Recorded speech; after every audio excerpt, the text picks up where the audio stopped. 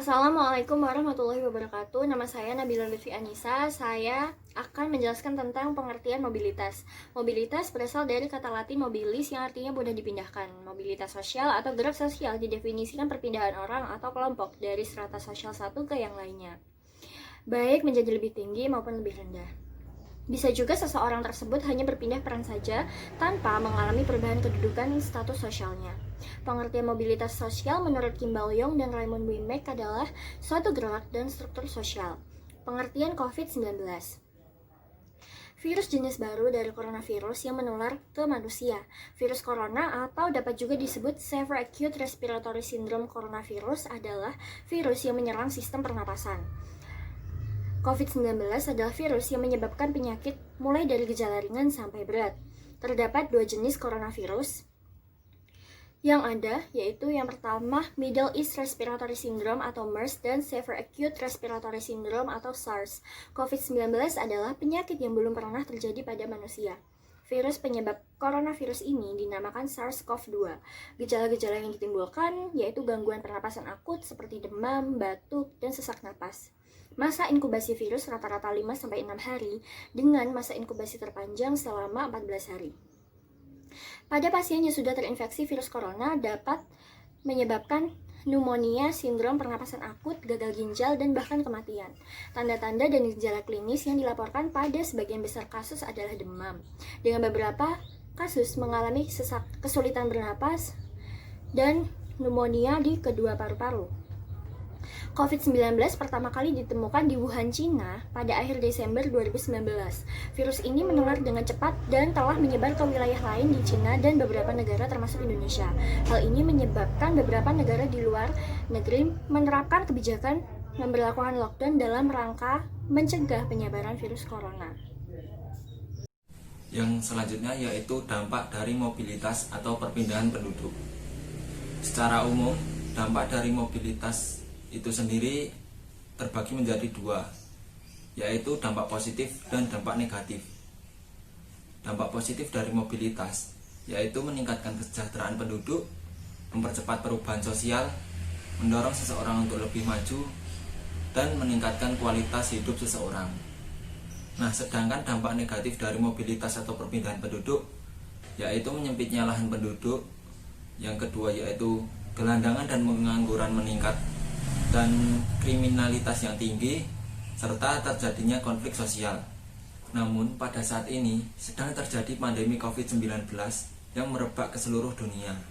Salah satunya ialah negara Indonesia. Nah, di Indonesia sendiri, mobilitas penduduk pada saat pandemi seperti ini diperkecil atau bahkan diberhentikan sementara.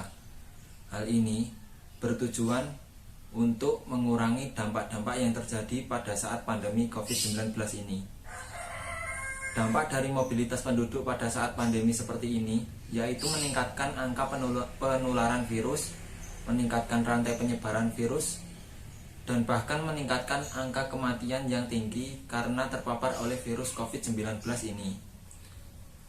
Mobilitas penduduk dipaksa berhenti karena pemerintah memberlakukan penutupan sementara atau biasa yang disebut lockdown, dan bahkan yang lebih ringan seperti yang dilakukan di Indonesia, yaitu PSBB atau pembatasan sosial berskala besar.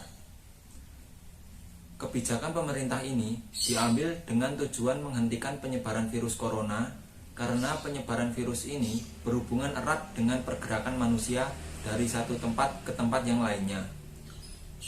Apabila meningkatnya mobilitas penduduk yang terjadi pada waktu yang bersamaan, bisa dibayangkan akan meningkatkan dan memperluas resiko penularan COVID-19.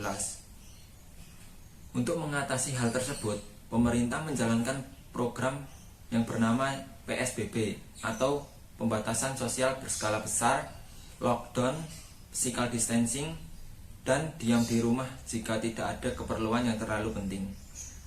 Kebijakan pemerintah ini sudah semestinya kita lakukan untuk kebaikan kita bersama. Yang selanjutnya adalah faktor-faktor mobilitas. Pada dasarnya ada dua pengelompokan faktor-faktor yang menyebabkan seseorang melakukan mobilitas, yaitu faktor pendorong dan faktor penarik. Yang pertama adalah faktor pendorong mobilitas, meliputi faktor ekonomi. Pada umumnya, mobilitas penduduk terjadi karena seseorang ingin mengubah taraf hidup menjadi lebih baik. Faktor ekonomi merupakan faktor terbesar pendorong untuk melakukan mobilitas penduduk untuk bermigrasi meninggalkan tempat tinggal mereka. Yang kedua adalah faktor pendidikan. Selain faktor ekonomi, faktor pendidikan ini juga merupakan salah satu faktor pendorong adanya mobilitas. Datangnya para imigran untuk melakukan mobilitas penduduk. Menurut Lee, tahun 2000 mengatakan bahwa volume migrasi dalam suatu wilayah tertentu berkembang sesuai dengan tingkat perkembangan dari suatu wilayah tertentu merupakan daya tarik bagi penduduk dari berbagai jenis pendidikan. Yang ketiga adalah faktor transportasi. Tersedianya sarana transportasi menjadi salah satu pendorong mobilitas karena dengan adanya transportasi yang lengkap, masyarakat bisa lebih mudah untuk akses keluar daerah untuk meningkatkan ekonomi di suatu daerah dan mempermudah orang-orang untuk bekerja atau bersekolah dan atau aktivitas lainnya. Dengan demikian, orang-orang desa akan semakin sering untuk melakukan perjalanan ke kota dengan ongkos yang murah. Migrasi dari desa ke kota semakin meningkat karena integrasi desa ke kota semakin baik, sarana transportasi semakin mudah, maka penduduk akan lebih mudah dan akan semakin besar dalam melakukan migrasi ke suatu daerah yang lebih maju. Yang selanjutnya adalah faktor-faktor penarik. Faktor-faktor penarik ini meliputi satu, adanya rasa superior di tempat yang baru atau kesempatan untuk memasuki lapangan pekerjaan yang cocok. Yang kedua adalah kesempatan mendapatkan pekerjaan yang lebih baik. Yang ketiga adalah kesempatan mendapatkan pendidikan yang lebih baik. Keempat, keadaan lingkungan dan keadaan hidup yang membuat menjadi menyenangkan, misalnya iklim, sekolah, fasilitas-fasilitas kemasyarakatan lainnya. Kelima adalah tarikan dari orang yang diharapkan jadi tempat berlindung. Contoh yang dapat kita ambil dari mobilitas ini adalah contoh DKI Jakarta. DKI Jakarta pada tanggal 10 April 2020 telah menerapkan kebijakan PSBB atau pembatasan sosial berskala besar. PSBB ini mengatur dalam perekonomian, sosial, budaya, kegiatan keagamaan, dan pendidikan. Sektor yang masih diizinkan untuk tetap beroperasi adalah sektor kesehatan, sektor pangan, sektor energi, sektor komunikasi, sektor keuangan dan perbankan, sektor logistik yang terkait dengan distribusi barang, dan sektor kebutuhan sehari-hari. Selain berdampak pada kesehatan, COVID-19 ini juga berdampak pada arus mobilitas penduduk. Arus mobilitas penduduk DKI Jakarta pada saat COVID-19 ini masih terjadi dan tergolong tinggi walaupun sudah diterapkannya kebijakan PSBB. Adapun dampak negatif dari mobilitas penduduk yaitu menyebarnya COVID-19 secara cepat. Adapun dampak positif dari mobilitas adalah kita dapat berkumpul dengan keluarga serta mengurangi polusi air dan udara. Kita dapat menolong sesama umat manusia.